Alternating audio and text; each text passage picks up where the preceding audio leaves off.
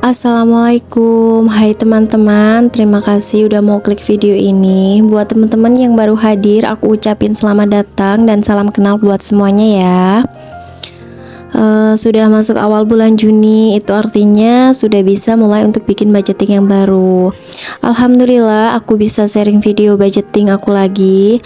Sebelumnya aku mau disclaimer, tidak ada niatan riak, pamer ataupun sombong, dan aku juga bukan ahli keuangan ya. Ini hanya sekedar sharing tentang bagaimana cara aku mengatur keuangan rumah tangga yang dari penghasilan suami yang tidak tentu setiap bulannya. Jadi mungkin budgeting yang aku buat juga bisa ada perbedaan di tiap bulannya karena menyesuaikan dengan income dari suami aku. Jadi suami aku adalah seorang pengajar di salah satu SMK swasta di Pasuruan ya, yang mana income yang didapat menyesuaikan dengan banyak hari masuk ke sekolah. Jadi rata-rata yang diperoleh suami tiap bulan adalah sebesar 1,6 juta, bisa kurang atau lebih. Dan alhamdulillah suami juga punya usaha sampingan yaitu reparasi komputer, tapi dengan penghasilan yang tidak tentu juga. Jadi income yang didapat dari hasil mengajar itu nanti yang akan aku kelola untuk budgeting selama 1 bulan. Dan dari hasil usaha sampingan itu nantinya akan aku pergunakan untuk menabung atau isi saving challenge. Dan aku juga mau kasih tahu kalau kami hidup berlima dengan aku, suami, dan 3 anak kami. Dengan kondisi anak kami yang pertama sudah sekolah TK kelas A, jadi yang 2 belum sekolah. Untuk metode yang aku pakai di budgeting aku nggak ada metode khusus ya. Pokoknya ini aku menyesuaikan aja dengan pengeluaran apa yang harus aku keluarkan dan dari jumlah income yang didapat. Jadi aku catat dulu kayak apa aja yang aku butuhkan dan apa aja yang harus aku keluarkan, biaya-biaya dan lain sebagainya, dan disesuaikan dengan jumlah income yang didapat. Jadi nggak ada metode khusus. Jadi sebenarnya suami aku belum gajian ya, kan karena seharusnya gajian itu di tanggal 1, tapi karena tanggal 1 libur dan libur panjang sampai dengan tanggal 4, sepertinya gajiannya mungkin di tanggal 5. Jadi di sini aku cuma mau budgeting aja dan aku belum terima uang dari suami aku. Jadi ini cuma aku buat rencana anggarannya aja. Teman-teman gimana nih, kalian tim gajian tanggal 1 sama kayak aku yang akhirnya gajiannya mundur, atau tim gajian di tanggal 1 tapi diberikan sebelum tanggal 1, atau yang lainnya, atau biasanya kan ada juga tuh yang gajiannya di tiap tanggal 25. Yang penting di tanggal berapapun kalian gajian, setelah terima gaji usahakan buat budgeting ya, karena banyak banget manfaat budgeting kayak gini. Meskipun kelihatannya ribet di awal, tapi banyak banget loh manfaatnya. Seperti yang aku rasakan, pengalaman aku sejak mulai budgeting dulu, mungkin aku nggak pernah bisa kayak nabung atau dapat simpenan kayak gitu-gitu.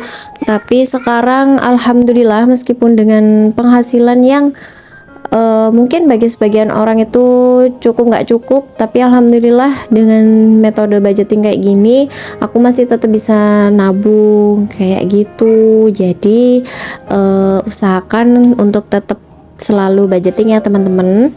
Oke, lanjut lagi ini ke videonya. Ini aku tulis dulu income sebesar 1.650.000, aku menganggarkan seperti itu. Kemudian untuk saving sebesar 200.000, dan di pengeluaran tetap ini ada kontrakan sebesar 300.000 karena memang kondisi keluarga kami memang belum punya rumah sendiri ya, jadi kami masih ngontrak. Kemudian ada listrik sebesar 150.000, dan juga PDAM sebesar 50.000, dan untuk SPP anak aku yang pertama itu sebesar 135.000, dan juga untuk lingkungan, sampah dan lain sebagainya itu 35.000. Nah, itu adalah biaya-biaya tetap yang aku keluarkan setiap bulannya.